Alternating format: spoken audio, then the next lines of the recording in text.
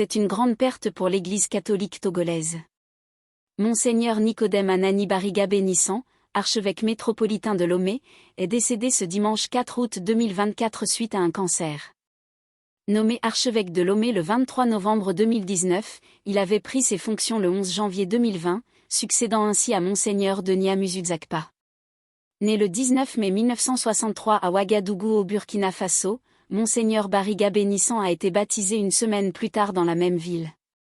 En 1966, sa famille retourne au Togo où il commence ses études primaires à l'école catholique de Nikonakpoé à Lomé, de 1967 à 1974. Il poursuit ensuite sa formation au petit séminaire Saint-Pidis d'Agoué-Nivé jusqu'en 1981. Monseigneur Bariga Bénissant se rend ensuite à Ouida au Bénin pour poursuivre ses études en philosophie et en théologie au Grand Séminaire Saint-Gall, jusqu'en 1987. Il est ordonné prêtre le 8 août 1987 par Monseigneur Roberto Nuit-Dossé Aniron à la cathédrale Sainte-Trinité d'Atakpamé. Après une année en tant que vicaire paroissial à Lomé, il poursuit ses études théologiques à l'Institut catholique d'Abidjan en Côte d'Ivoire, puis en exégèse à Rome de 1990 à 1993.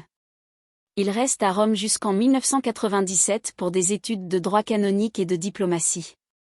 Entre 2000 et 2008, Monseigneur Bariga Bénissant travaille comme secrétaire et conseiller de la nonciature au Rwanda, au Salvador, en Côte d'Ivoire et en Israël. Le 9 mars 2008, il est consacré évêque, devenant ainsi le 4e évêque d'Atakpamé.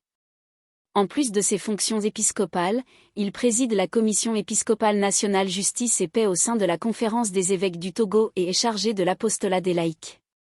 Monseigneur Bariga Bénissant parlait couramment le français, l'anglais et l'italien.